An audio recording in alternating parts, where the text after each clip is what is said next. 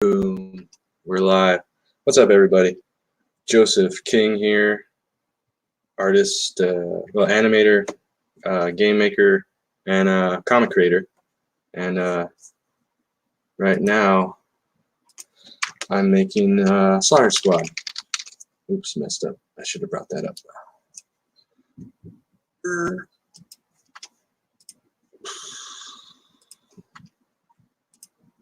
Oh, I'm so unprofessional.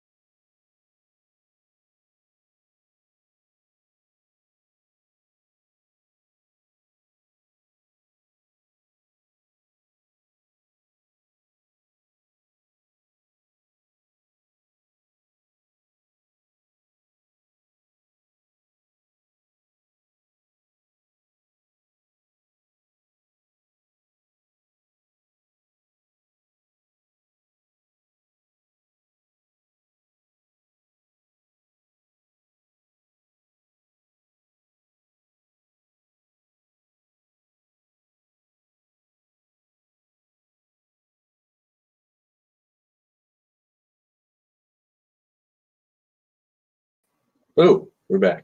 That was crazy. What in the world? Oh, man. Okay.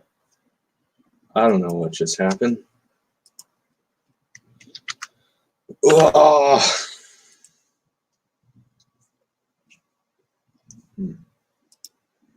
That's weird. There's like 3 copies of me in the waiting room. This thing's bugging out.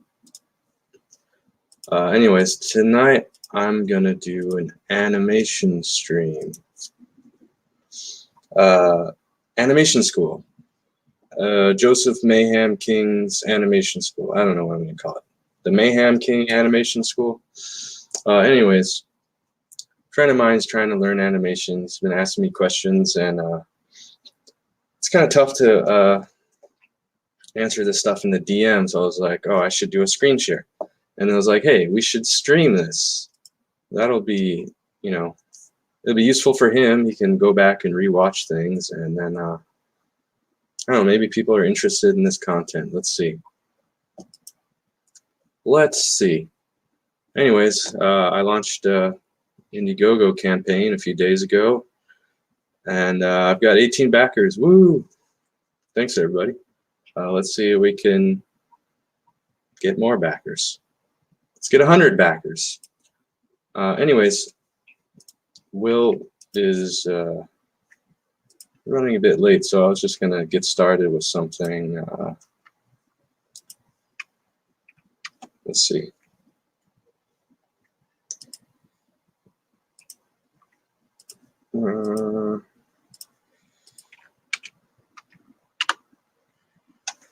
Okay. Oh, Will's there. Oh, cool. Yep, I've made Hey, it. what's up, Will? How you doing, man? Yeah. We're actually live right now. I'm good. Sweet. How? Trying to get my speakers to work. Well, Seems like you're coming to my computer. You're just fine. Okay. Let's see. I want to bring up that asteroid thing you did a few days ago. I just Okay. had like a couple quick things. Let me see if I can find it. Okay, I found it. Just a couple of minor things I wanted to point out. So, I'm taking notes. welcome to the inaugural Joseph King Animation School class. All right. So that's what you sent, or that you posted that, and you tagged me, and it looks pretty good. Right. I think my I think you can improve like the perspective and the arcs and everything. And I think maybe you just needed to plan it out a little bit more before. It looks like you went into some detail before you had nailed, some of the fundamentals down, and that's pretty common. Kind of get ahead of yourself. Here, let me do. Oh yeah, I guess I should let the viewers know what my credentials are, so I don't sound like a pretentious a-hole. I've been doing animation for 11 years. I've been working in Hollywood, mostly TV animation. I haven't worked for Pixar or anything, but yeah, I know a little bit about animation. So let me get on Toon Boom. So I'm gonna use Toon Boom tonight because I'm trying to learn. I've been trying to learn Grease Pencil.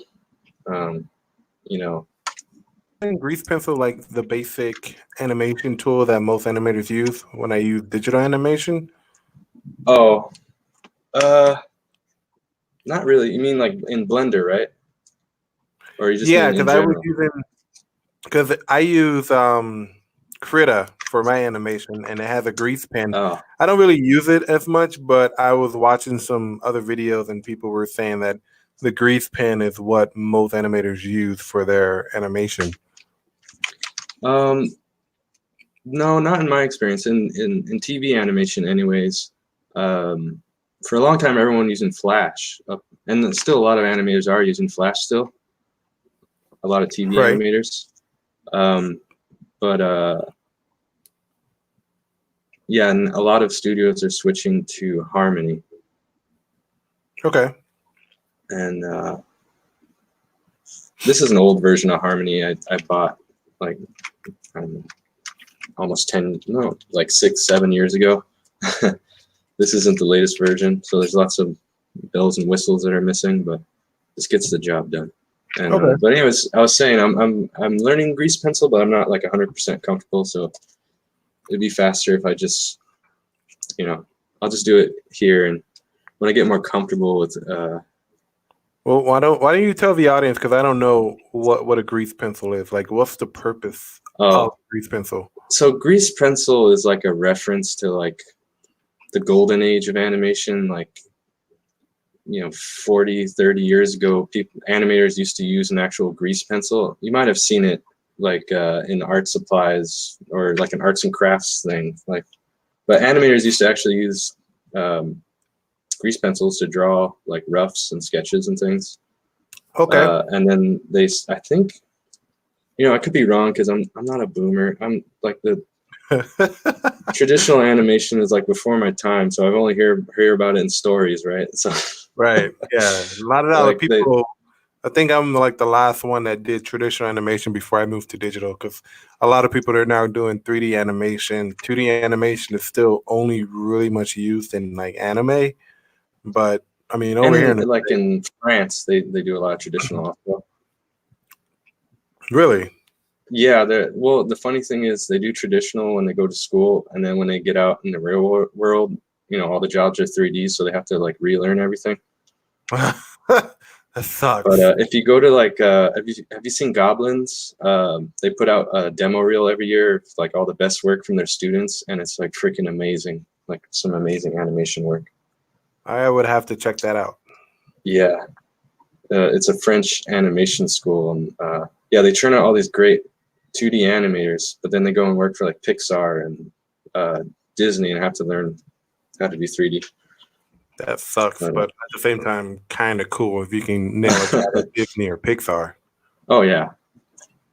Well, anyways, let me. I was gonna give you a little pointer on this comet thing. So, if I remember correctly, it was starting like somewhere over here. Yeah. So what I did is I drew an arc coming in from that and kind of had the pencil kind of increase in size when I did it. So it was coming towards the camera. Yeah, something like that. And then I kind of drew within that arc the comet. Right. And I think you framed it a little too tight, like it was getting a little cut off, like a little bit of a framing issue there. Yeah, I was trying to make it come into the screen, like if you were watching it come towards you. Oh, yeah. Okay. So maybe you want to, if you want to get that effect, maybe adjust the arc a bit instead of pulling in the camera. Right. Maybe, yeah. I don't know, something like that.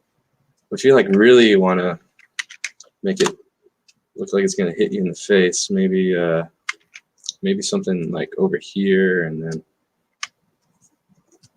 I don't know, maybe it turns around and gets like way big, like I don't know, something crazy like that. Like it goes like whoa, oh boom, right.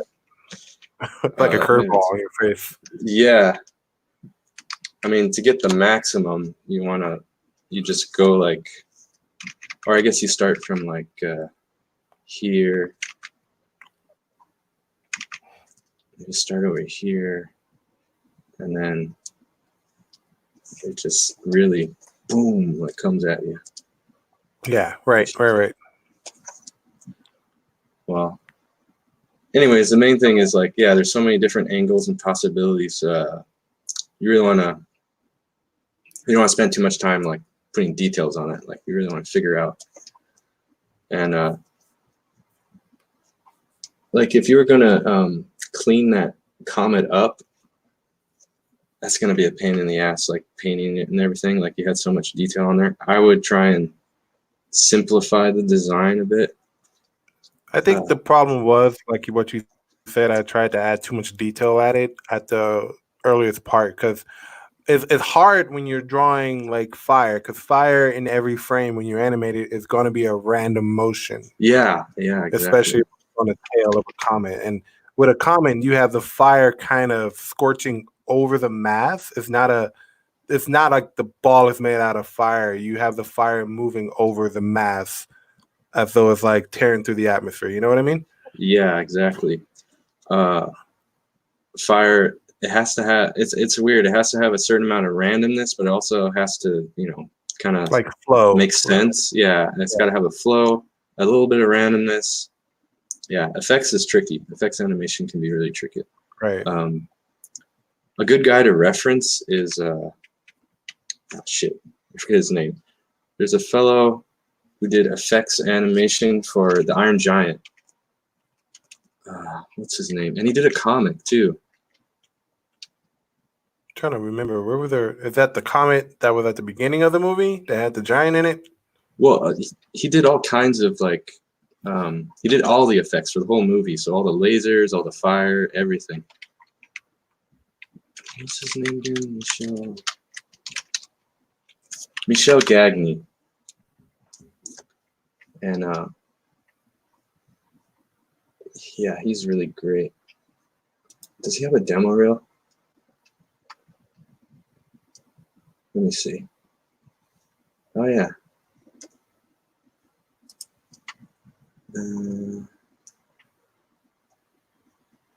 Oh, here we go. Here's some stuff.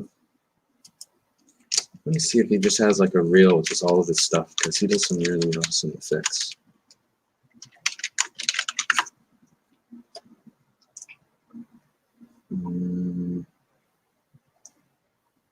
Okay, here is his reel, I think.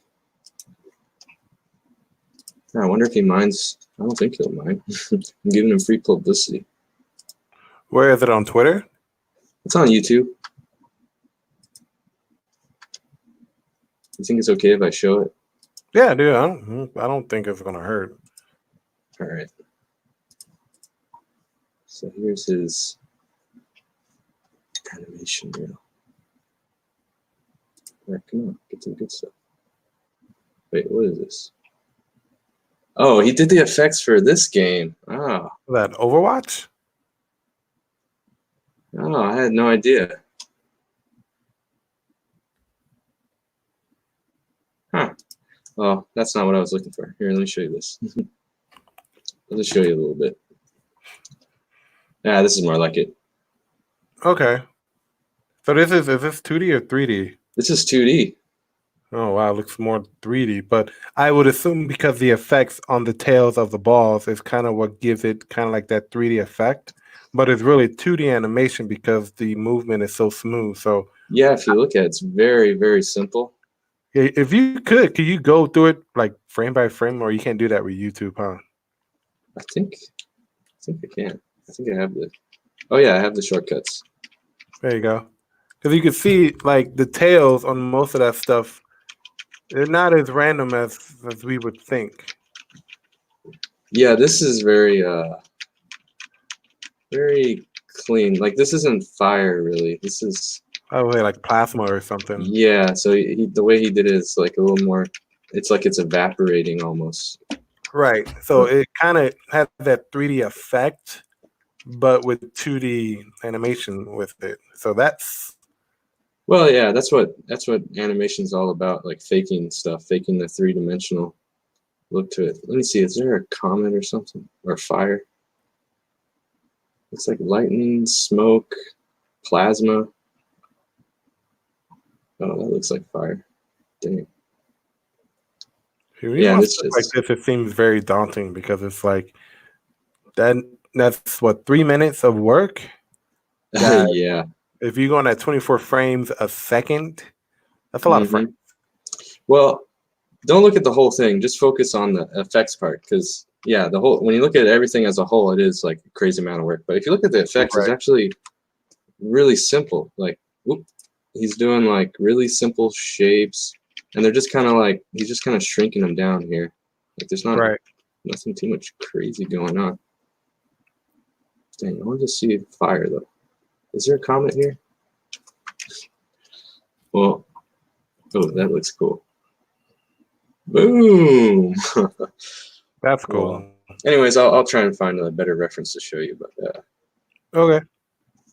Oh yeah, the original reason I was going to do this because you asked about lip sync. Right.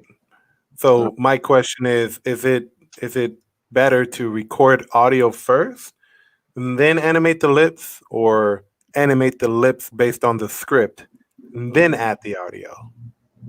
So there's like two ways to go about it, you know. Here in the US, they pretty much always record the audio first and animate there, and you'll notice, like when you compare American animation to Japanese animation, like when you see Japanese animation, it's usually like just the mouth flapping. It's not actually synced. It's like it doesn't even fully close sometimes. It's just they just talk. And then, but a lot of times in the US, they actually do a pretty good job of getting the mouth to actually sync up with the audio. So, yeah, here in the every show I've worked on, we get the audio first, and then we animate to the audio and sync it up. So they'll record everything beforehand, and even when they do the animatic, they'll do what's something like a radio play, where they kind of do like a rough recording of the entire script, and then they put the storyboard on top of that and time it out. And then that's what they cut that up and then give that to you as a scene, and then you animate on top of that. So you have, you know, the storyboard and the audio already like ready for you. You have all the reference you need. So yeah, if you want the lip sync to you know, really closely match the audio, you want to get the audio first. Right. My question is there. Okay, so I saw a chart where each like movement of your lips represents a certain phrase. Like there's only so many ways the mouth can be when it's animating that you can use Yeah. like stuff like that. Is there like a universal chart for like different angles? Because I know that if Um, you're looking forward, it's different than if the head is like 3/4 of a view looking that away. The lips are going to be different.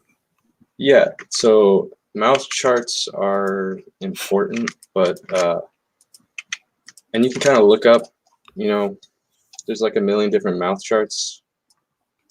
Huh. Hold on, I found a random one online, and a good one is you can look up mouth charts in what's his name, the Animator Survival Guide.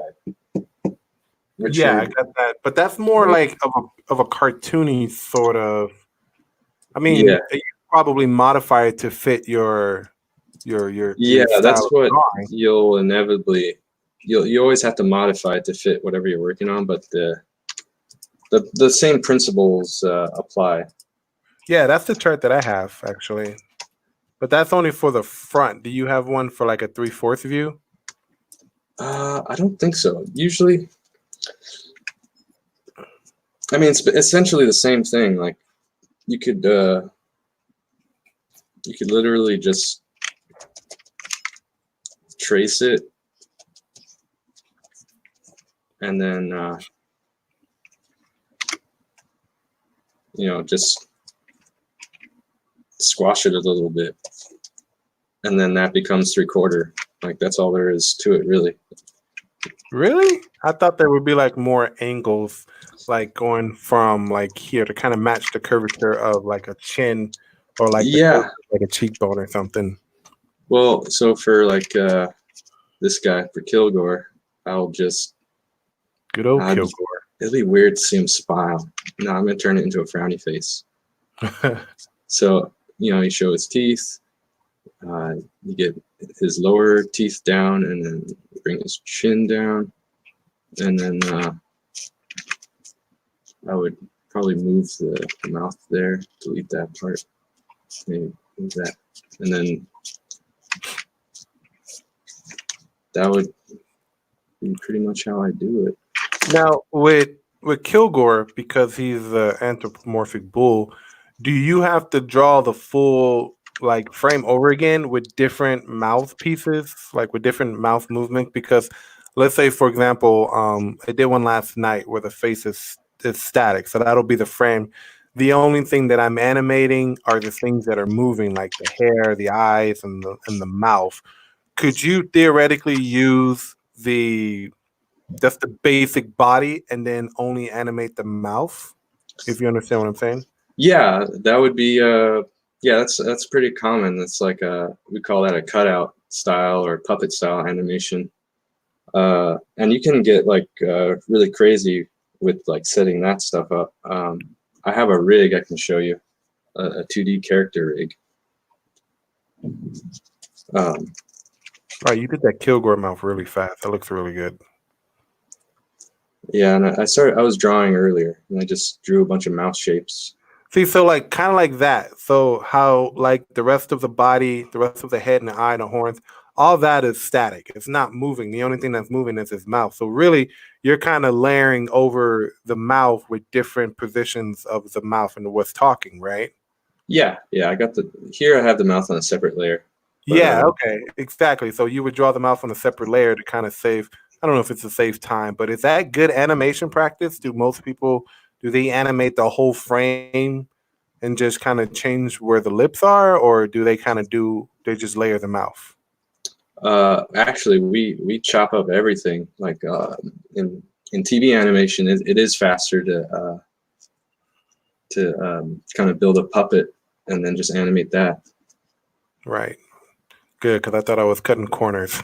Oh no, we're all about cutting corners. Because so the difference, like between like film and TV animation is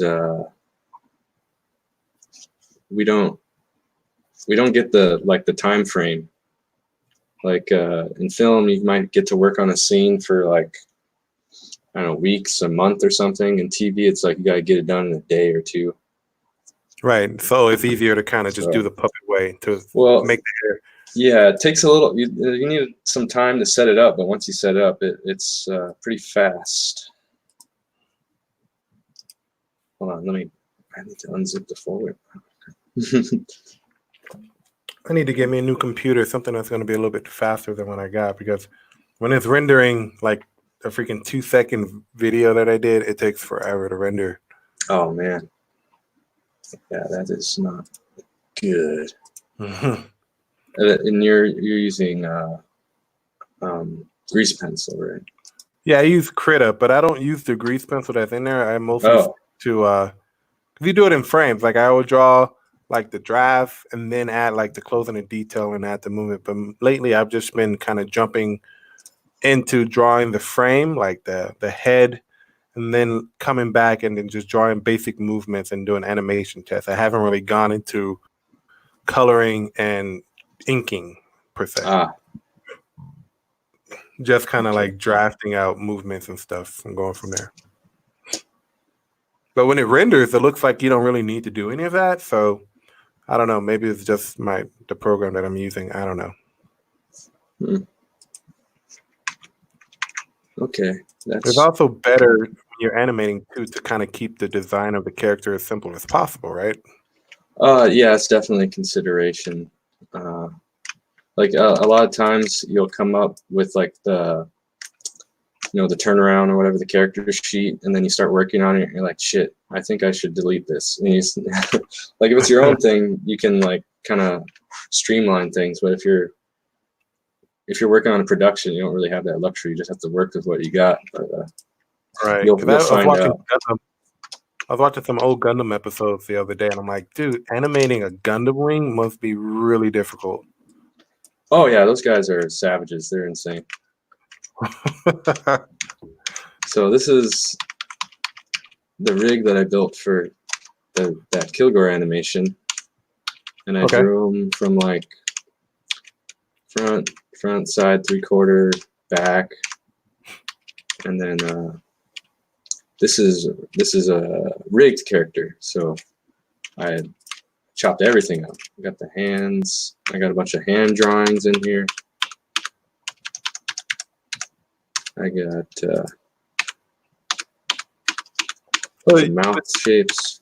With that, you can just, if you wanted to create a scene with this model, all you would have to do is just change out certain parts that you've rigged. Yeah, I can just add in new drawings whenever. Oh, dude, that's so cool. I just in Toon Boom, there's like a library and it stores you can store all your drawings. I don't know if you're familiar with Flash, but it's kind of a similar concept to the movie clip thing. For those who are familiar with Flash.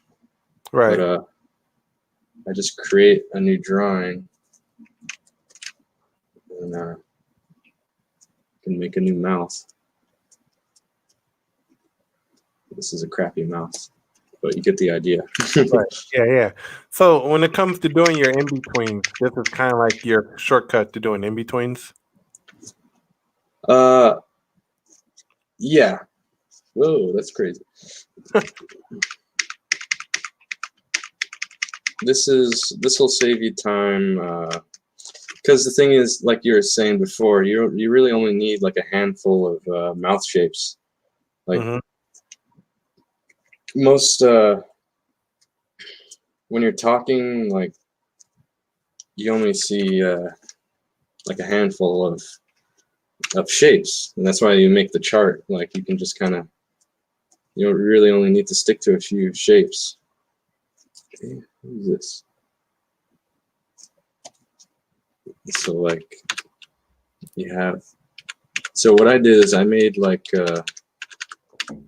so I drew this smiley face, and then I just added a couple transition frames there.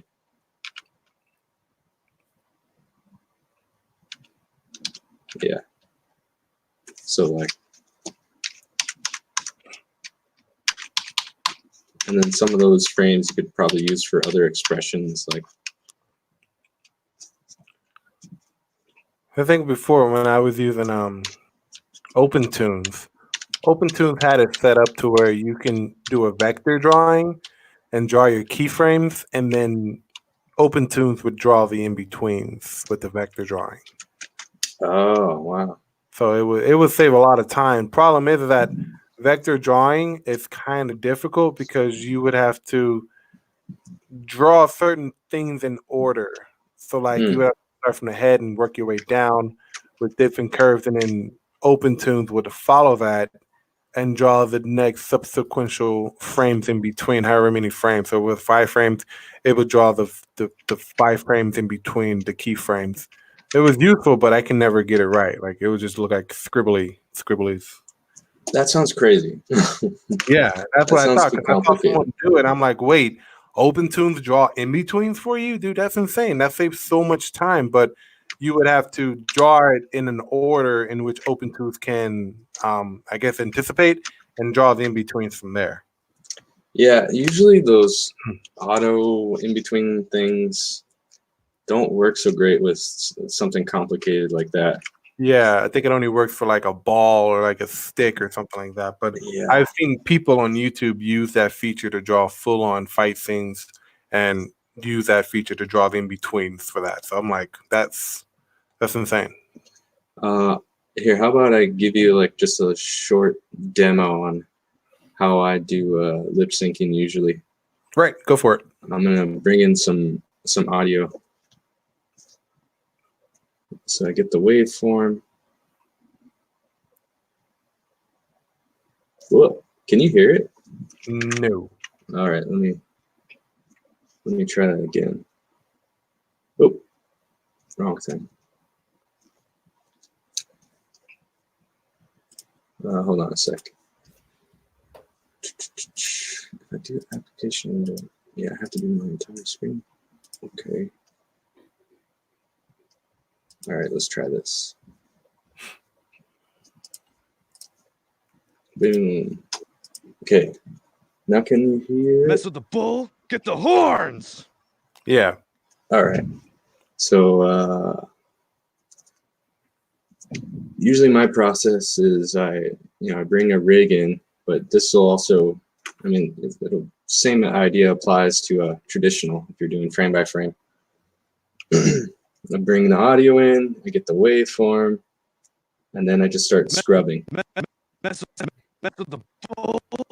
And I don't have the chart. Let me bring in the chart so you can get an idea. I just realized that my animation software has that pin up thing where you can pin up references. I was like, what is Nice. this for? I'm like, oh, so this is what it's for. Okay. It's actually useful. Right. Let's see. So let's see. It makes mess. So when you say when you do that M sound, you have to close your mouth first. Right.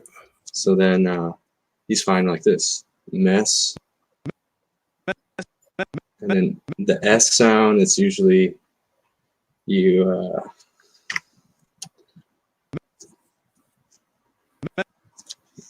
can do an A So mouth. that's like with the teeth closed, so to speak, where Well, first you open it, and then when you get to the S, then you close it. right. So you go mess. S. And this is like an ah sound. Ma. The Uh-huh. A. And so that'll be something like that. Mess.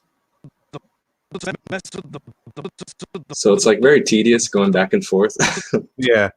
Wasn't it Fun. always like, because, okay, so I'm seeing that you have this tried out and most of the expressions and the words and the lip movements are all happy, but then Kilgore has like this angry expression. That will still stand. It would just kind of invert the way the lips are positioned to. Well, it's just the convey that corners of the mouth that determine happy or sad. Like Right. it's basically the same. You just pull the corners down. If he's sad, you put him in the middle, the corners in the middle of the mouth. If he's neutral, but the overall, like the teeth and the tongue and how wide open the mouth is, pretty much stays exactly the same. And it's the same with like the O, this O mouth. That's going to be the same no matter what your emotional expression is, because the corners are brought in. Right. The F mouth, it's kind of the same, but you bring the corners down a bit. That makes sense. Okay, got you.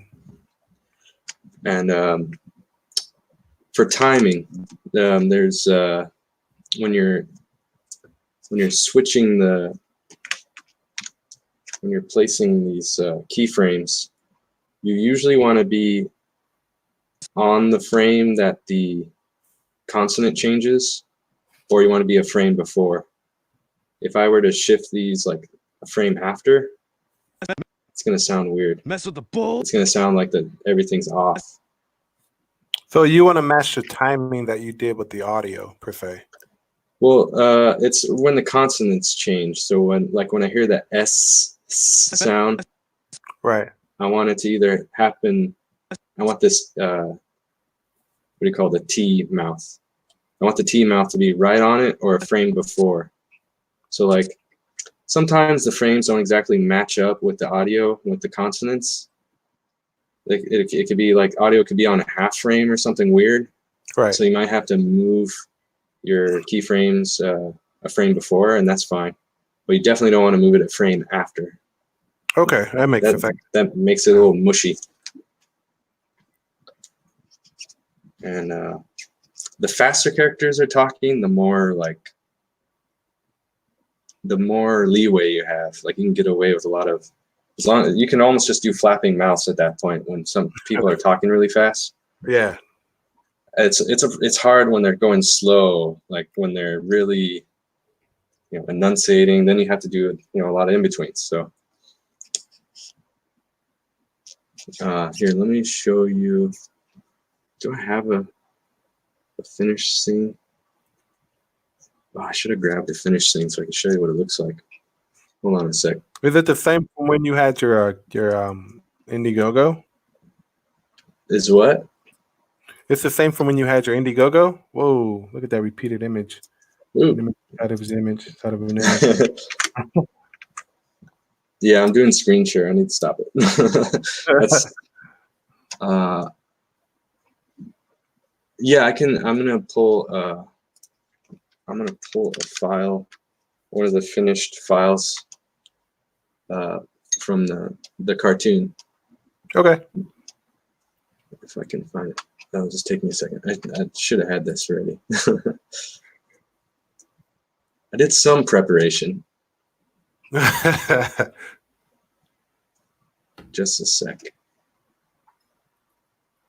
So, do you have any questions? No, I guess that would have been my main question, was which way to go when it comes to recording audio. I think so. That really helped. So if you have the audio first, you kind of animate around that, because before I was animating basing off the script, and then when I recorded the audio, the timing was off. So it was either redo the frames or speed up the audio. Yeah, exactly. Well, the way that Japanese do it is they have animation timers who kind of like they set the timing. They set the timing on everything. So right. And they also figure out where the dialogue fits in to every scene, and the voice actors actually fit their acting with that timing sheet. So with that, are they watching maybe like an animatic or like a rough animation of the character speaking, so they can kind of time it? They do it to the finish animation. They sit in the soundstage and play the finish animation, and they match their performance to the finished animation. Oh, dude, that sounds like if you fuck up, you're kind of like, well, you got to match the animation because we're not going back to mess up the frames. Yeah, it's crazy. I mean, you have to be really good at animation timing. Like the timing directors are, really on point. Right. And I guess that would explain like how they're able to dub Japanese content because there's no specific movement with the lips that would determine what phrases Yeah, they're yeah. using. I think that's part of the reason why they do it. It's because they dub it in a bunch of different languages. Yeah, because you won't be able to dub like an American cartoon and like it. Well, maybe you can because I've seen it done, but I don't know. Japanese, there's no distinction between their lip movement between any language actually. Well, yeah, it's the same. They're just changing the audio, but Mm-hmm. that's another way of doing it. But like I said, it just the audio isn't actually the animation isn't actually synced to the audio, so it's just like it's just a mouth flapping. What do you think has more of a realistic feel? Doing more of lip pronunciation with the animation, or just kind of letting your lips go like wah, wah, wah, wah, wah, Oh wah. well, yeah, without a doubt. Like matching the animation to the audio looks more realistic. Like I don't know, you compare, look at old Disney movies, and then compare that to anime. Dude, I look at those old Disney movies and I'm like, that must have taken like a long time to animate because if they didn't have any Yeah, computers or anything, they had to color everything by hand and do everything by hand and yeah, paint it's it. all analog. Oh man, that must have taken like a few years. Years, yeah, it takes years. Well, I think that what's it called? The first movie was Snow White. I think Was that it took Snow White them. or was it the Black Cauldron? No, I think the Black Cauldron came after Snow White. Oh yeah, yeah, it did. I think. Wait, I- Black Cauldron. That was from the '80s, right? No, dude, that was I think maybe from the '60s. I know it was one of Disney's like worst ever films, but it didn't do too well. Black But I think Cauldron. Snow White was the first animated. No, Disney. Black Cauldron is '85. Yeah. Really? Oh yeah. What movie was I'm that? up on my Snow White. Yeah, Snow White was 1937. Holy shit! What was after that? Uh, Sleeping Beauty. No, Pinocchio. I don't know. Uh, or Cinderella maybe. Those movies are old. I don't know. You got to look on Disney Plus. They have the years and stuff that you can. But Snow White. Yeah, that sounds about. Yeah, that was the first one. You said 1937. Yeah. Imagine animated, and I think Walt Disney did most of that by himself too. No. He didn't actually animate it. Wasn't he? He was into cartooning and stuff though until he started. Yeah, but he was. Did he? What was his? He was just a producer. Yeah, he just put up the money and put the team together and kind of managed the whole thing. I heard that story about where Walt Disney like just what he had to do to get to where he wanted to go. Man, it was Yeah, he was one poor dude. and he was like fighting commies and. Making Disney movies on the side. Man, that dude was a boss. Yeah. If his ghost is still walking around Disneyland, I would want to shake that guy's hand. No, don't you know he's like frozen in a tube somewhere. Yeah, he's like frozen inside of a statue at Disneyland. But they keep his There's a secret city under there. I've seen it. right. They did that American Dad episode based off of that, where he was the whole time. Yep. All right, I found this file. Let me see. Okay. I'm gonna do a share screen. Boom. Shakalaka. Can you see it? Did Yep. it work? All right, cool. So this is the finished scene from that short that I did, that Kilgore animation that's been floating around. Right. Can you hear it? Nope, I cannot. God dang it. See, there's a share audio button that you have to check every time you screen share. It's really annoying. All right. Mess with the bull, get the horns! All right.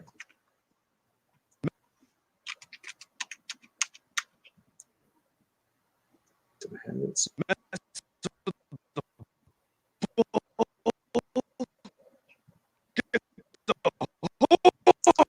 Horns! I got lazy. I didn't even like move I didn't even move his mouth around when he tilted his head up. Right, you kind of let the words flow out because maybe it wasn't enough frame time between that scene and the next. No, it's just like it would have been a pain in the ass to animate his mouth from this angle, so I just didn't. And I was like, is anyone really gonna notice? No one ever said anything. Like, I yeah.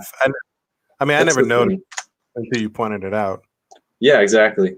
So that's why, like, no one will notice. Why even bother? I've got other scenes to animate. Right. So that's, yeah. If you can cut corners here and there, and it's like a minor thing, give yourself a break. Cut a few corners. Okay, makes But, sense. yeah, this is just, and I did the action, animated all the action first, and then I did another pass where I came and did the facial acting. Yeah, Wouldn't that be good practice to animate action first before you go ahead and put in lip? Oh yeah. If you were to start focusing on that first, it would be a mess. Yeah, because all the lips and like I don't know if you would draw the lips and the eye movement in one layer, or maybe those would be different because usually the eyes are moving independently of what the lips are doing, right? Yeah, I have the eyes separate. I think I even put the eyebrows on a separate layer. Yeah. I got the hand in there. Got a few arm drawings. The gun is separate. I can move that around.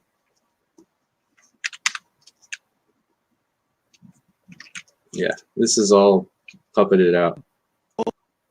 Gotcha. The thing is, sense. yeah, I was doing this on my own, and I didn't want it to take like 2 years. If I were to do this traditionally, it probably would look better, but it would just take so long. Well, because if you don't do the puppet way, you get more of a fluent motion, right?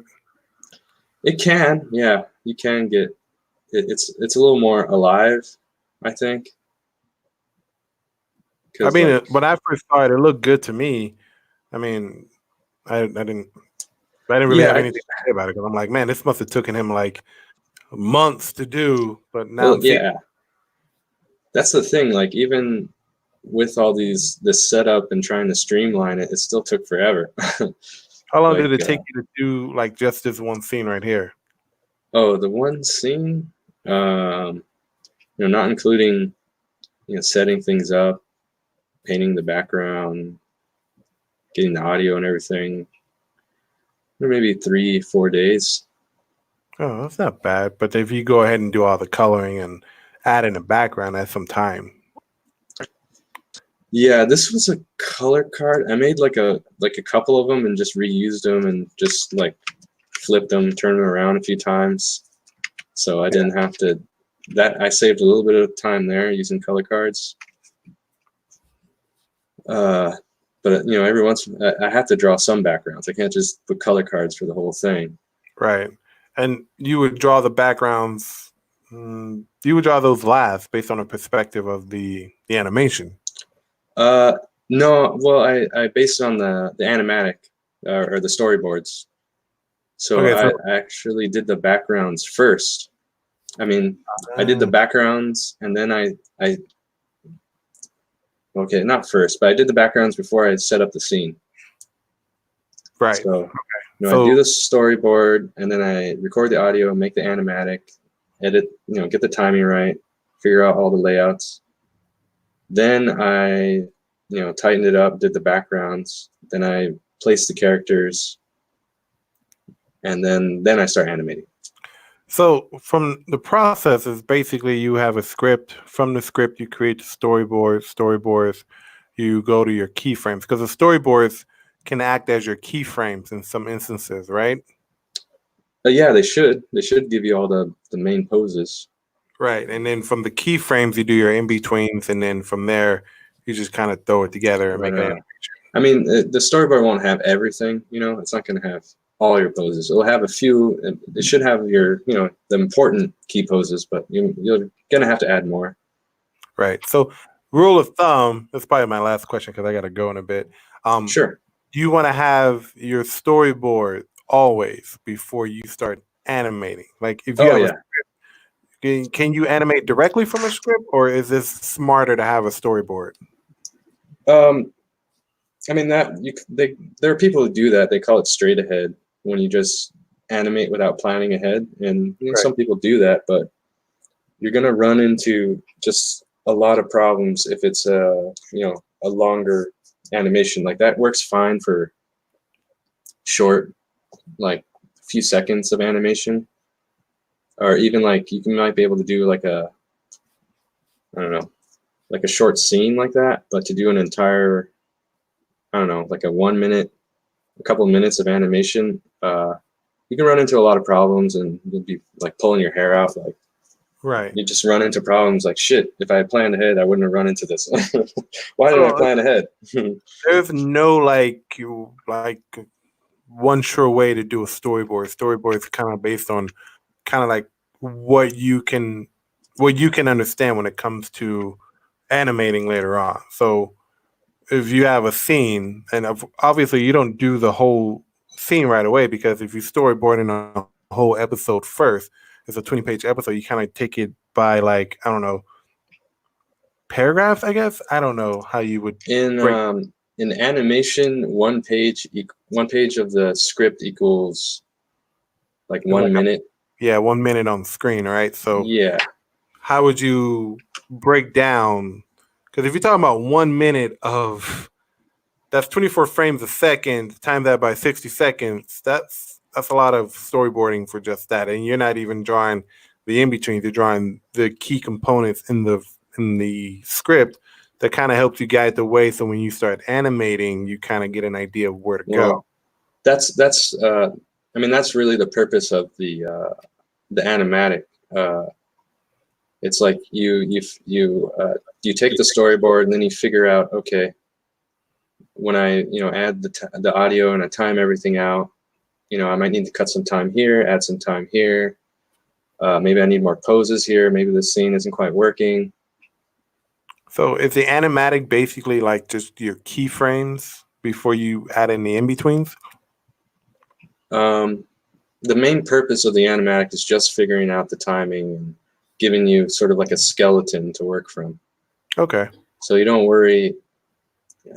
Usually, you don't worry so much about keyframes or anything. It's just like, does this, punctuate the audio? The acting of in American animation, you think about, okay, I have this performance, and I'm trying to, punch it up, or I want to accent this part of the dialogue, or this, I want to have a sound effect here, and so it's like you really want to work with the sound and the audio, the dialogue, then the performance of your actors, your voice actors, and that can kind of inform a lot of what you do. Right. Okay.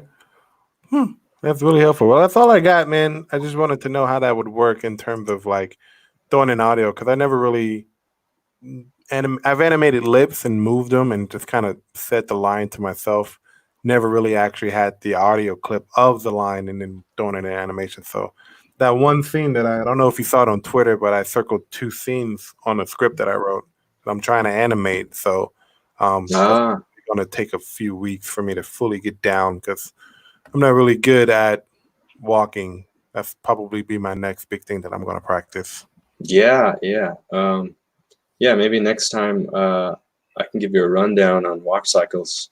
Yeah, that'd be great. That'd be great. Hopefully, I can get home from work a little bit earlier than freaking 8:00. I get off supposed to be at an office by 4, but there's just so much going on, and I've been off work for a week, so I had to get caught up on a lot.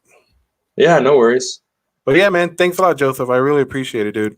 Oh yeah, this was fun.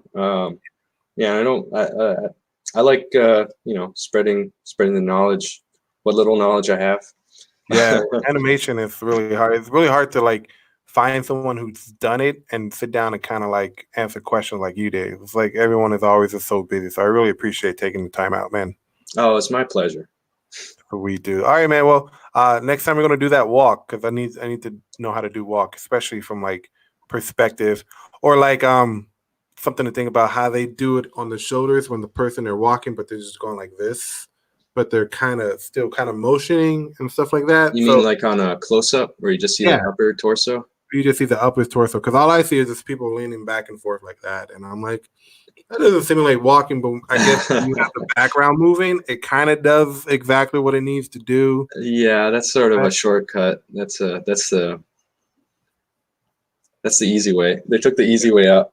Right. And I'm like, that's kind of cheating, but I guess whatever works. 'Cause I see it all the time on Family Guy when they're driving a car. Like the car isn't moving, just the background in the side view mirrors or in the side windows is the thing that's moving, and kind of give you that illusion that the car is going through. So just little tricks like that I want to learn to kind of, make the rule with animation is you can cheat all you want as long as nobody notices. Yeah, I noticed that right away. But that was like back in the old school Family Guy days, from like the early 2000s, where the animation was kind of crap. Yeah, you can tell, like it's repeating. It's like repeating the sequences of houses that keep on going. But you don't notice that because you're supposed to be focused on the characters and their dialogue and what they're doing in the car, not what's happening on the outside. So, the little cheaters. So, yeah.